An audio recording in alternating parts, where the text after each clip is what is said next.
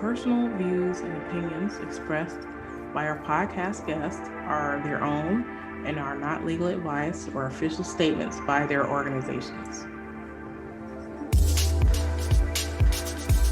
Hello, my name is Debbie Reynolds. They call me the Data Diva. This is the Data Diva Talks Privacy podcast, where we discuss data privacy issues with industry leaders around the world with information that businesses need to know now. I have a special guest on the show. I was totally geeking out. She's an expert in export controls, Tansie Iwafuchi, and she is the expert compliance manager for global trade for Splunk. Welcome. Thank you so much for having me. I was super happy to see your profile on LinkedIn. I have very few people that I can geek out about with export controls, so I thought this would be a fun conversation. Also, many people don't know what export controls are at all, so I would love for you to try to give a little intro of yourself and your interest in export controls, and then explaining a bit for people who don't know what those are, what export controls are. Got it. Well, again, thank you for having me. I am speaking for myself. I'm not representing Splunk or any other company I've ever worked for. And this is not legal or financial advice and should not be relied upon to make legal decisions. I'm not an attorney. So to answer your question about how I got interested in this, I was a candidate at the for a foreign service exam after I finished my master's degree at San Francisco State University. I wanted to become an international trade specialist and work in a foreign embassy. And I did some internships, and I found that I really liked working with business. There are a lot of regulatory rules that some high-tech businesses at the time didn't understand. So they were trying to export to new markets, and they were being encouraged to do so by the Department of Commerce. But those exports were not necessarily looking at enforcement of US export control regulations. Some of the companies just didn't understand that perhaps there were locations that they couldn't ship to, like Cuba or Syria, for example. So just to kind of fill you in, I think you would also ask, like, maybe I can do a little reset. What are the export controls, just in general? So export controls are in place to kind of protect the United States national security, what they call foreign policy and economic interest. And what they're trying to do is put controls on equipment, software, technology that could be used for a military purpose. So a lot of times in the past, when I did my first internships, that was actual physical shipment of goods. So we had like those CD masters. I don't know if you remember those from back in the day. They were gold masters, or they had some exciting name. Physically shipping those items. This was before, we had email, but they weren't sending the masters via email back then. And then actual routers or networking equipment, things like that they were physically shipping. And some of those items required an export license to be sent to the countries that the company was sending them to. And they were unaware of those requirements.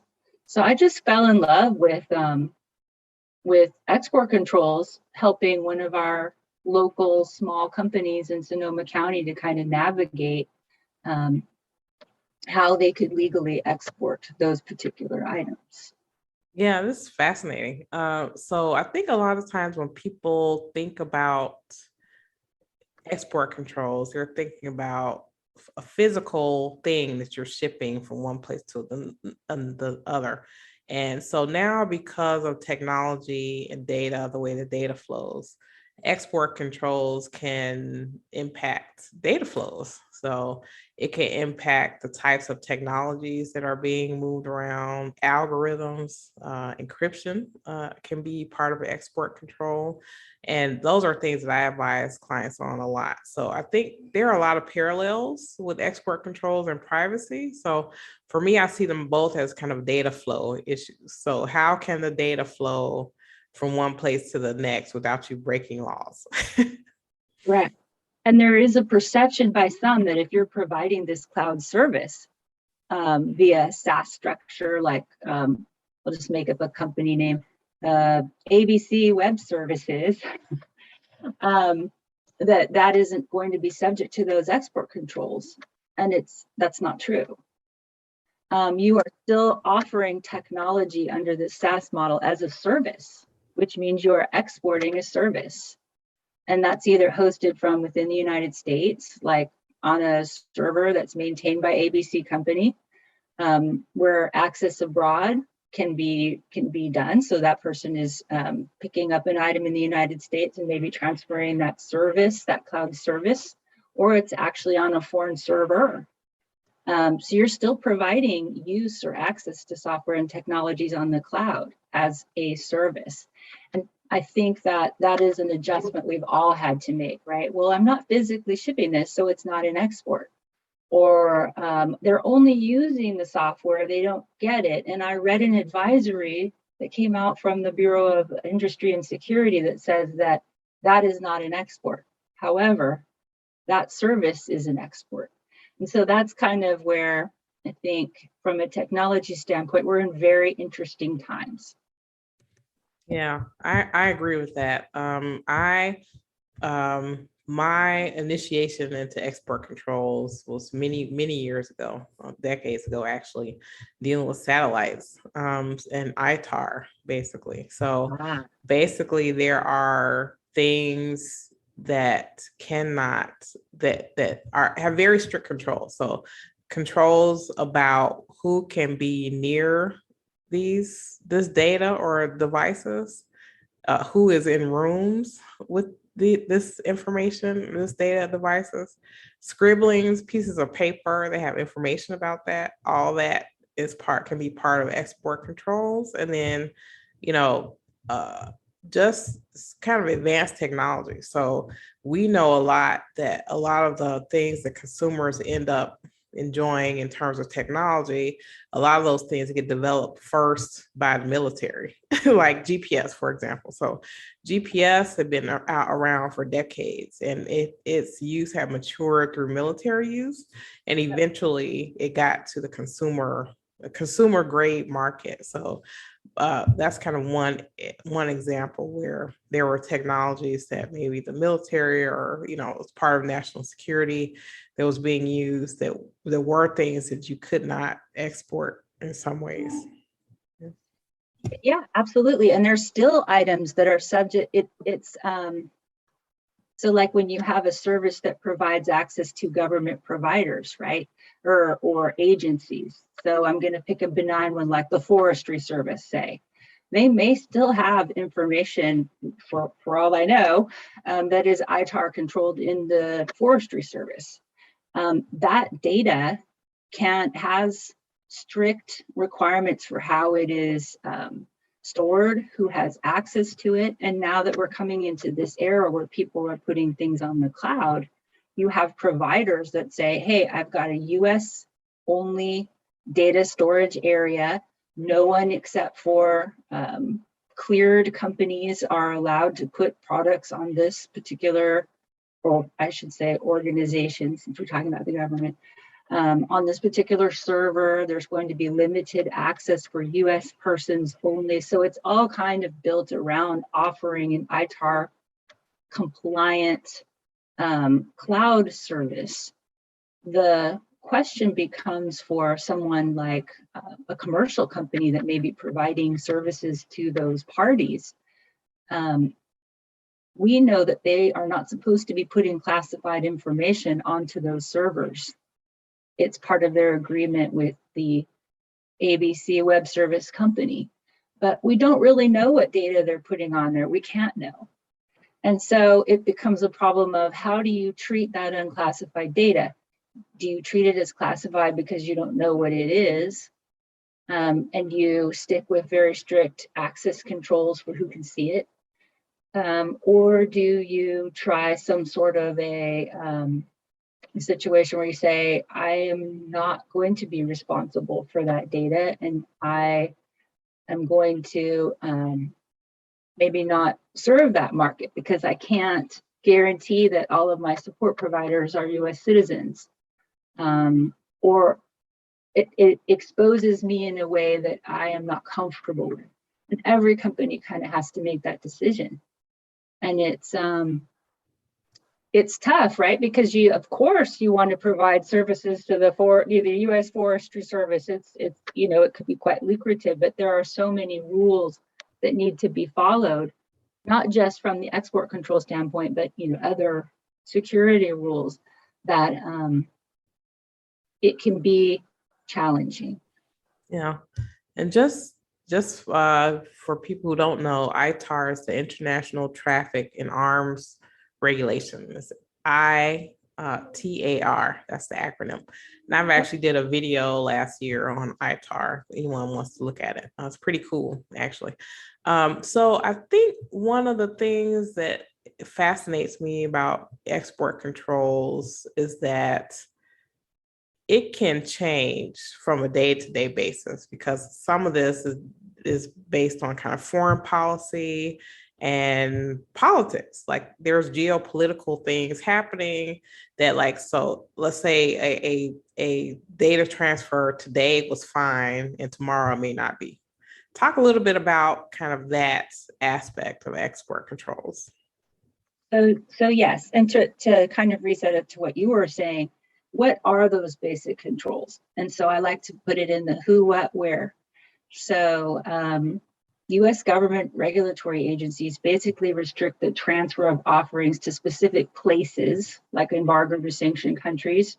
Currently today, those are Crimea, Cuba, Iran, North Korea, and Syria. And to kind of address your changing question there, Sudan was on the list, or has been on the list on and off the last decade. They are off at the moment, but there have been significant military concerns in Sudan recently. I would not be surprised if they end up back on it again before the end of next year, just as an example. And then the who, the what. We also are required to screen our end users for prohibited end uses. So some products, many of them are not supposed to be used for chemical, nuclear, or biological weapons proliferations. They're not supposed to go to terrorists. They're not supposed to go to people who are violating human rights. There are specific government, military, and companies that are not supposed to receive certain products. And there's lists of those that companies are required to check before they sell those products. And this is all designed to protect national security and US interests. And then there are kinds of, I don't know how you'd put it, companies that are kind of coming up on the horizon that we are learning about that are being put on the list for kind of different offenses than we're used to seeing.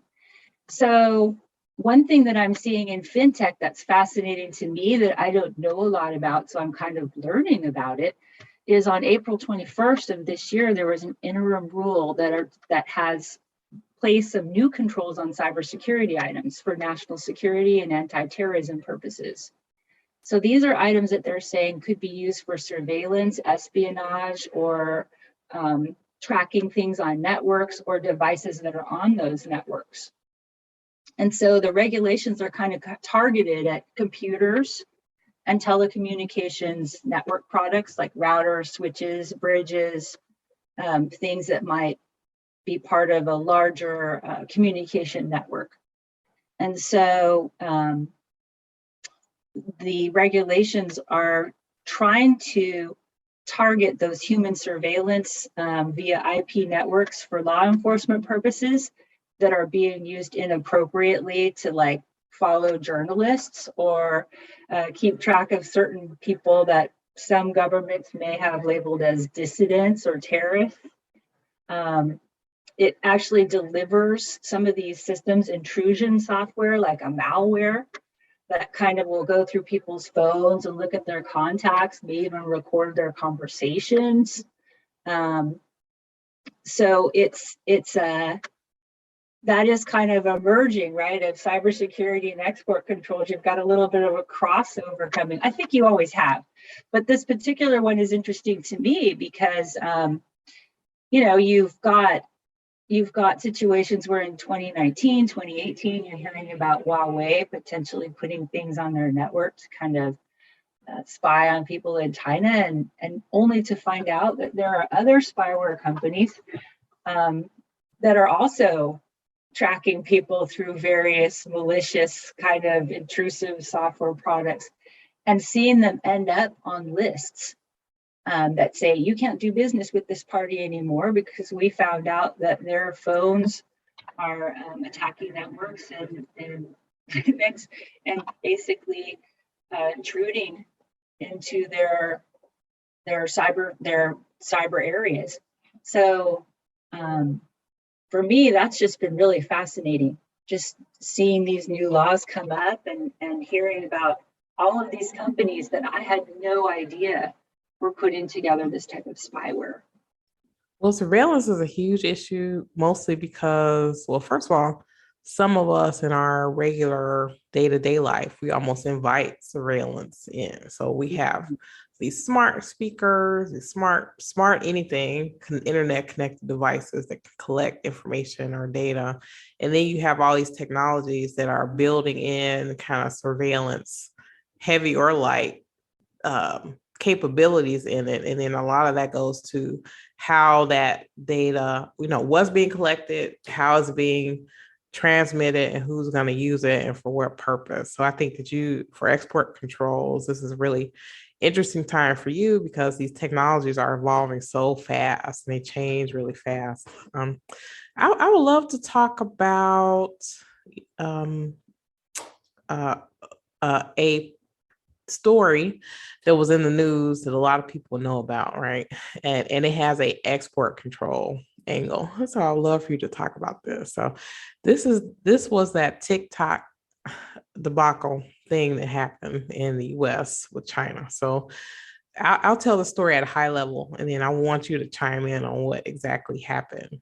So to me, this was fascinating. So this is the first time I had ever seen a situation where export controls was kind of in the news in this way. So basically, during the Trump administration, because of whatever issue he had with TikTok, he wanted to, well, first of all, TikTok is it's called BitDance. So BitDance is a parent company that makes this very popular video app that kids use a lot called TikTok. Okay. So TikTok is owned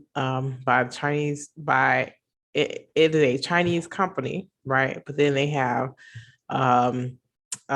people all over the world using this app. So TikTok in parallel, so they did have some cyber issues and people were concerned about kind of where the data of people were going. But then also the Trump administration wanted to force the US part of TikTok to sell itself to another US company. and there were a lot of bidders who came into play who wanted to kind of do this deal. And then China put an export control on the algorithm from TikTok. So that sort of, really the value, obviously people wanted TikTok because it had like all these people and, all these users and stuff like that. But really the crown jewel of TikTok is this algorithm that people really wanted. So China really put the kibosh down on that. And so that deal didn't go through, even though it was a lot of hubbub about it. But tell me a little bit about this. So I think that's a good example of what can happen. You have to read the paper and find out what's happening with export controls on some of this data. Well, and from a perspective of a company just trying to do business, right? You have an executive order in May 2019 that basically says we're not allowed to do business with this company anymore. We have to immediately cease providing them with updates to our software. We have to turn off any contracts that we have with them. And then and the reason that was stated is that the TikTok was collecting the user's personal information, including their usage, their IP address, their mobile carrier, their device identifier, even their keystroke patterns and location data as a condition of using the app. Which I don't know about you, but I found it funny that they were using that as the reason that the company would be placed on the list, because I think law enforcement has been trying to pressure various companies like Facebook or Apple to do that exact thing, right? In the interest of law enforcement. So it's kind of interesting that the Trump administration decided that this particular company was detrimental to our foreign national security. And I think that the main stated reason was that they were going to be locating and punishing people that the Chinese government deemed to be unacceptable. So, for example, there were protests in Hong Kong, and people were putting up some video of the protests that were occurring on TikTok, and that the Chinese government was using that to find and then locate those persons that had posted that particular content, and either prosecute them, or those people disappeared for a certain amount of time and we weren't sure what happened to them. And there were confirmations that ByteDance had state agencies buying stakes in their company. And there's also various laws and initiatives that compel Chinese firms and entities to cooperate with those Chinese security and intelligence services. So I think there's a concern there. I think we were all surprised that that particular company had been singled out. So there were a lot of legal battles about whether or not that company should be forced to sell itself to US investors. And at the end, TikTok ByteDance actually was reinstated by the court. They were allowed to move forward to provide their services in the United States. So what's odd is that for export control people, what's odd is that the sanctions were implemented and enforced by the Commerce Department and not by Treasury. However, that's who initially came out with the regulation. But the sanctions themselves were based on Treasury. So there's a lot of investigations going on with CIFIS for investments and what's allowed. And there's IEPA sanctions, the International Emergency Powers sanctions, coming out of Treasury, but their initial kind of smackdown came through the Commerce Department. So there's some overlap, but really the direct investment we all thought would come out of Treasury. So it was a very odd time just to figure out, well, who is holding this regulation and what exactly do we need to do to be compliant with it? Back in September of 2020, the federal judge blocked the Commerce Department from requiring people like Apple or Google to remove the app from their stores. And the same judge also prevented the Commerce Department from barring data hosting for TikTok within the US. And they allowed content delivery service to resume. And in June 2020, they revoked all of the executive orders with respect to TikTok and replaced them. Right. So the new mandates are kind of more of a broader review of apps. It doesn't specifically name TikTok. And we don't really know what that's going to mean for them. Right now, there's still investigations continuing with that CIFIS, the Committee on Foreign Investment in the United States, just trying to figure out the national security implications of foreign investments in US companies. And that's going to be separate from these executive orders. And we don't know if they're going to end up again back on some sort of list. And then there's also some catch-all lists that we kind of have to think about too. So there is something in the Export Administration regulations that says if you know or have reason to know that somebody will be using this product to violate export control laws, like for military or government purposes, for example, it's called Part 744, then you have an obligation to ask more information about it. And there have been some changes to the regulations under government and military end users, specifically for China, that say that if you know that a product or a company is using a product to further military end uses, then you have an obligation to perhaps get a license, an export license, or to explain how your particular product won't be used as a dual-use military item. And so there's still a lot of complications kind of going around that because, you know, is TikTok part of the Chinese military industrial complex? You know, are they using that data in some way that could be used to produce more surveillance on either American or Chinese citizens for military purposes? If that's a possibility, do companies that serve that particular organization need to think about getting export licenses or some sort of advisory opinion on whether or not their particular product might require an export license? So that's kind of it's still really an open issue. It's not in the headlines anymore, but I think a lot of companies are following it.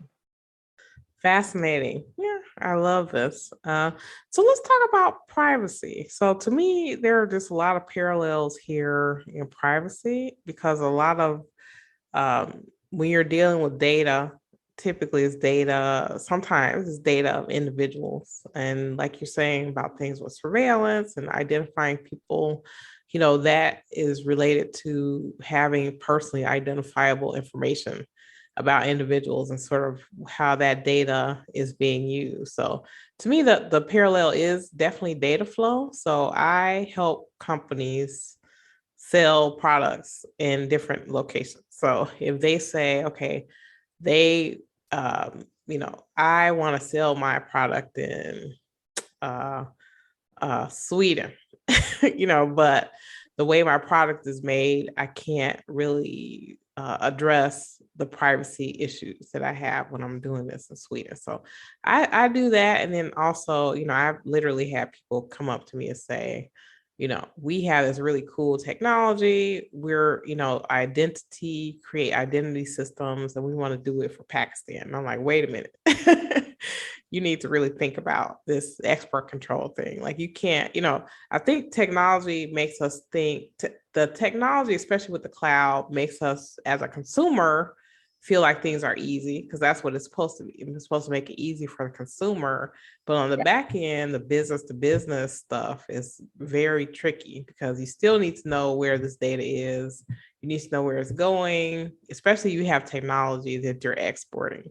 That's something, you know, that should definitely raise a red flag with anyone if they're concerned about selling their product in different countries.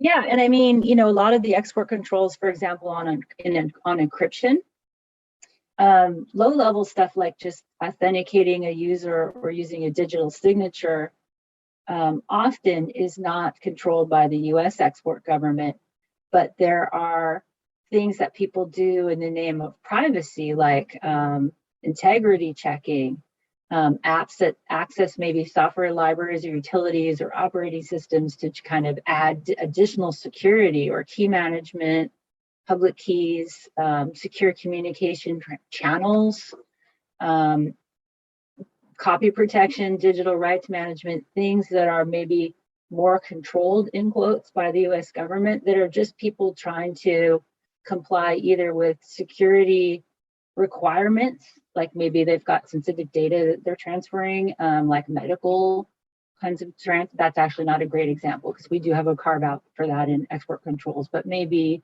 other secured information that is very private. And to do those things, you do have to identify your end user, right? And in some countries, of course, there are policies about how much data you can gather and track. And I know that there are a lot of legal teams working on nothing but figuring out, how do we get consent?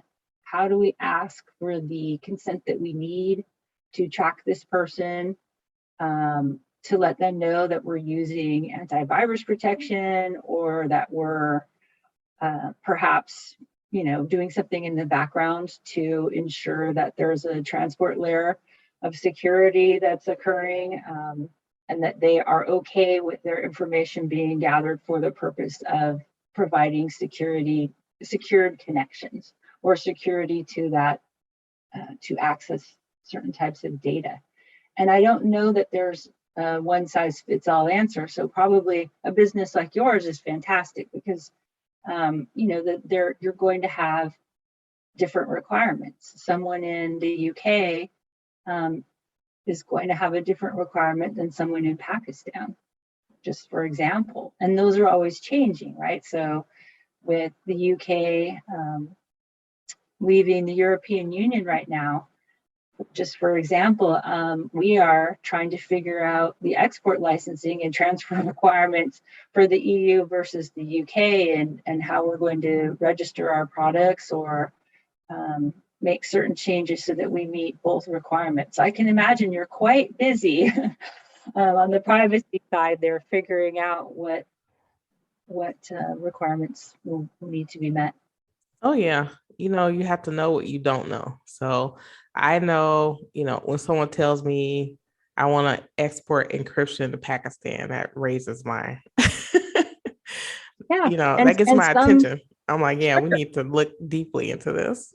well, and then you have to tell them, like, hey, some controlled encrypted data can't be sent to, stored in, or live in D5 countries, which are, like Russia, China, Venezuela, Myanmar. There's certain restricted data that the government has, or that can't be placed in certain places. And so how do you deal with that if a company says, well, I have a major data center in Russia that where I store a lot of my data? And you're like, well, that might not be the best place for that data storage center. Let's look at it. Yeah.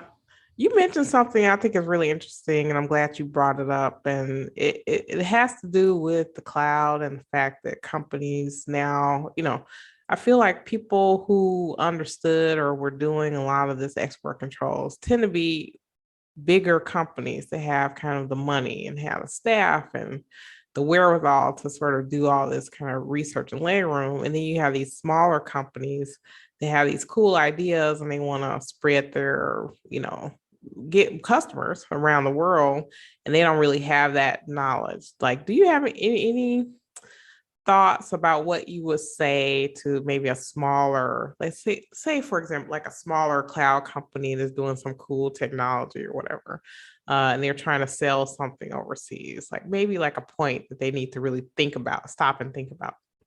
Yeah, so I'd say too, it's how you're distributing it, right? So even a smaller company, if they're doing their own distribution, they have to do more homework, right? They have to figure out how they're going to deliver the product to the user, and how they're going to check the registration data and do maybe IP screening to make sure that they're not delivering that product to either an embargoed country or someone who's on a denied restricted parties list. And then you've got to figure out, well, where is that software, or where is that use of the software being consumed? How do I bill them? How do I collect on them? There's a lot of other things that are required when you're first starting on a cloud basis to sell product. So a lot of those smaller companies do use larger companies like an Azure or an AWS, or one of the other distribution providers of cloud products.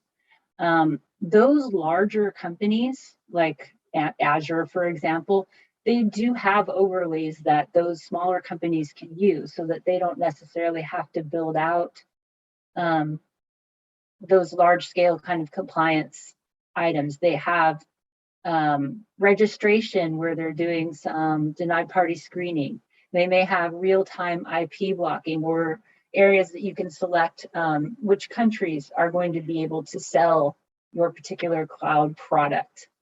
There may be like qualification forms you can use or pop-ups to make sure that that product, or it, like if you have source code you're delivering or whatever on a cloud basis, only goes to certain companies or certain countries. There are tools, I guess is what I'm getting at, that are available with those larger vendors that you can have access to, but you have to know how to use the tools, and generally you have to ask. And that's the part that I think is difficult, because if you don't know that you have this compliance responsibility, you may not ask, like, hey, can I block people from, I don't know, Iran from receiving this product because I know that I can't send this product to Iran?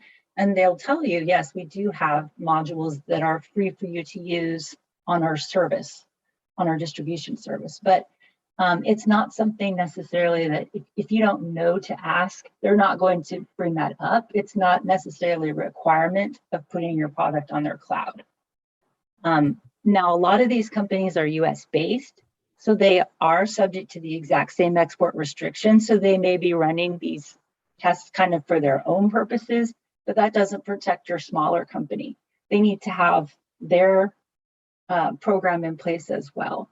So I think, yeah, definitely using these bigger services and asking questions about, hey, do you have trade compliance tools that I can use, or data privacy tools that I can use that would help me? And then also, there are consultants such as yourself and other people that have knowledge and experience that they can bring to the table, where you can do things on a smaller scale. You can have someone maybe in your order management group, I see a lot of that, or in your legal team, who to set up some systems or some programs that are doing some of this in an automated way. And I think that's a big help. Absolutely. Tell me about, I want your thought about something right now that's happening, or something that's on the horizon that's concerning you about technology as it relates to kind of either export control or privacy. There may be a parallel there. Yeah, I mean, for me, recently, I was pretty shocked to when I found out that the Israel's NSO group, which is like a hacker for hire company, I think they were calling them on the in the media, were kind of using the phones that people have as tools for their jobs to kind of conduct this sort of transnational, I guess they were calling it repression. Basically, something that you have in your home, like your Apple iPhone or whatever, you're going about your day, doing your work, and you've got somebody using a spyware to hack into your business, to follow you, to maybe use the camera to do some spying. And it is terrifying. It's like something out of a Terminator movie. To Right. me, and I'm hoping that there are going to be more companies that are going to be maybe launching products that will be helping people to be secure from these hackers. Making sure that people aren't being tracked, making sure that people aren't having facial recognition being used to stop them from going into a mall in China just because they happen to be a religion that is not popular in that country. Those types of things to me are I want to see those products. I want to see products that are putting privacy back in people's hands. And I worked at a cybersecurity company for many years. And one of the discussions that I really loved having with some of the engineers was how they don't have Alexa at their house. They don't have electronic locks. They don't have smart refrigerators. And they said, in an IoT kind of space, an Internet of Things space, these refrigerators, for example, a lot of them don't have a robust security system in place. So your refrigerator could literally be tracking your movements within your home, listening to your conversations. I thought that is a really a space, an area where I could see a lot of growth happening. Protecting you from your own devices. Yeah, absolutely. And then, right. So I don't know, some people, I mean, these are real things. These are not imaginary fairy tale things. Like they're Yes, here now. So the thing yes, that's going to happen in the future is that your refrigerator is going to talk to your thermostat and they're going to be talking about you. right. Like, where's Why does she keep making Tansie? it so cold in here and hot in Yeah. here? She's using too much energy, and that's the part that can be terrifying too, because when you have I've got a smart meter at my house for my electricity, and there's a smart meter probably for the water. So let's say the government feels I'm using too much electricity or too much water, they could literally control my access to either of those things with a click of a mouse. And in some instances that's good. Like, let's say a water main breaks, we're able to maybe turn off some things now that will help us to not waste water. But what if I need to brush my teeth and I haven't had water in 6 months? I mean, there are things there that are that's a dystopian view of it. But you kind of wonder about those things when you see some of these things in the news, because who would have ever thought that somebody's smartphone would literally be able to perform facial recognition on other people without that user even knowing that malware has been installed on their phone, right? It's Right. terrifying. It is. It really is. And actually, the thing that you mentioned, this actually happened in Texas. So when Texas was having like that heat wave or something over the summer, the people who signed up for those smart meters, they didn't realize that they signed up to have the company control their cooling, uh, you know, and they didn't know it. So like there are people, they were like, they woke up and their thermostat, they had turned their air conditioning off or something. And people are like really, sweltering hot heat and stuff like that. And it was horrible because you don't know if someone's sick, you don't know the condition of, what's happening in someone's house or whatever, and what their needs are, right? So to be able to have someone, like you said, with a click of a mouse, be able to change that, on a mass scale, that's problematic, I think, very much. Absolutely. I mean, what if you've got someone on oxygen and they've turned off the electricity? Right. And that person needs the oxygen to live. It is terrifying. It is definitely, definitely. So what would be your wish if you had to, it was the world according to Tansie, what would be your wish for, privacy, whether it be technology, human, regulation, anything? Oh, such a good question. My wish is that it would be used more responsibly in order to improve people's lives, the technologies that we're using, rather than weaponized against innocent people who are simply going about their lives and trying to do the best they can to help their communities. I guess that's to me, when I hear that companies are using these to maybe suppress free speech. In a perfect world, it would be that we're using these technologies to amplify the kind of speech that improves our lives in our communities and gets people to work together to solve our common community problems, rather than to single out certain people and say, well, I don't like your opinion, so clearly you're a person who should be in prison. That is the bad way. The other way would be more, hey, our community can fix these problems that we have. We can work together to help the homeless in our community. We can, we've noticed there's a lack of bathrooms because we've done this data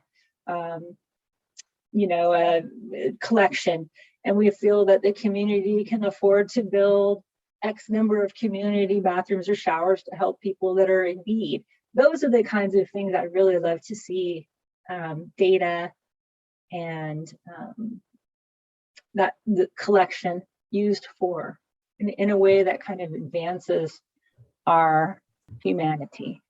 Oh, I love that. That's great. I agree.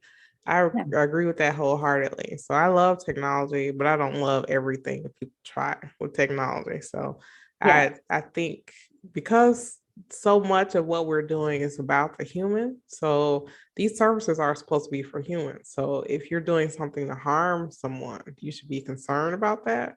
And Yes. I don't think, you shouldn't need a regulation to tell you to do that either. So Absolutely. And I mean, the regulations are supposed to be about building safer communities. At least that's the way I see it. I don't want any company that I'm working for to be transferring products to someone that is going to do something with it that is going to hurt other people. And that's why, I've heard, oh, those export control laws are so dry. Well, they may be, but they have a purpose. And that purpose, as I see it, is to make sure that humans and communities are safe from people that may be using technology to build, say, a weapon of mass destruction. I don't want those people to have access to products that help them to do that. I would like our products to inform them of where they are, perhaps, and we take that risk out of our community. People deserve to feel safe in their homes. And so I don't want to be a person that's contributing to people not feeling safe.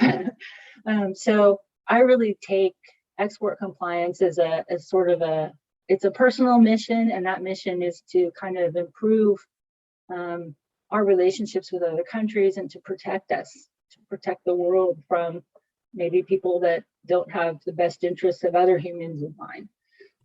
So, yeah. That's yeah. amazing. Wow. I'm so excited to be able to share this episode with people. I think they'll be fascinated as I was with you and the things that you're doing. And, keep up the good work. I love it. And I want to hear more people talk about this because I think, we weren't, in the past, the way we imagined technology, it was very provincial, right? So the server was down the hall, the person I'm working with is down the street or next door. And now so much is global and data is moving everywhere. So we all need to really be thinking about how data moves and how that impacts us. Yeah. Absolutely. Excellent. Well, thank you so much for being on the show. I'm happy that we connected and happy to think about ways we can collaborate in the future. Well, wonderful. Thank you so much for inviting me. It was fun. Yeah, definitely. Talk to you soon. Thank you.